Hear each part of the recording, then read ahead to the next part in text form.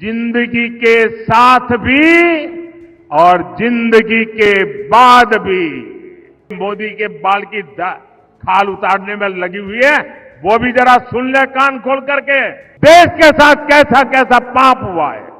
Inheritance tax से जुड़े जो तथ्य अब निकलकर सामने आ रहे हैं, वो देश की आंखें खोलने वाले हैं।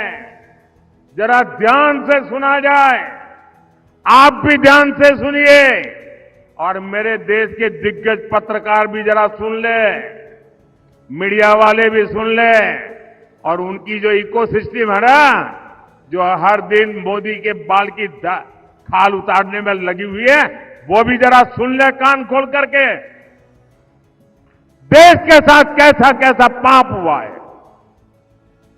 मैं आज देश के सामने पहली बार एक दिलचस्प तथ्य आपके सामने रखना चाहता हूं।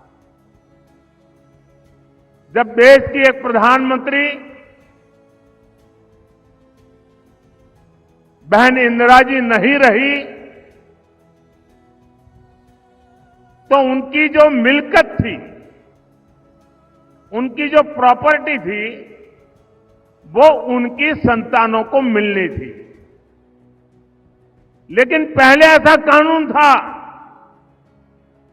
कि वो उनको मिलने से पहले एक हिस्सा सरकार ले लेती थी। कांग्रेस ने पहले ऐसा कानून बनाया था।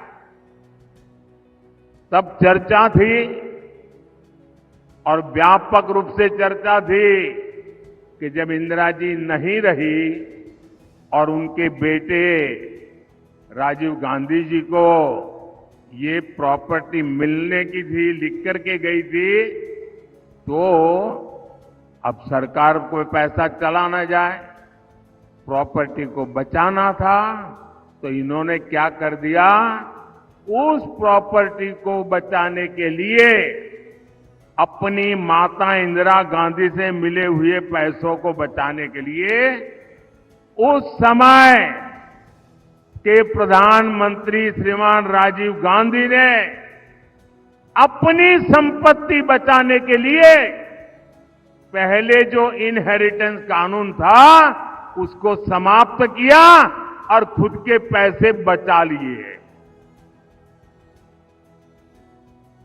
खुद पर आई तो कानून हटा दिया और अब वहां मामला निपट गया, तो आज फिर सत्ता पाने के लालच में ये लोग वही कानून ज्यादा कड़ाई से वापस लाना चाहते हैं।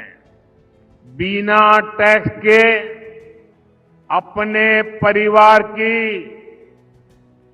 चार पीढ़ियों की अकूत धन दौलत हासिल करने के बाद अब ये लोग आप जैसे सामान्य मानवी की विरासत, आपकी मेहनत की कमाई, जो आपने अपने बच्चों के लिए बचत करके रखा है, उस पर टैक्स लगा करके आधी संपत्ति लूटना चाहते हैं।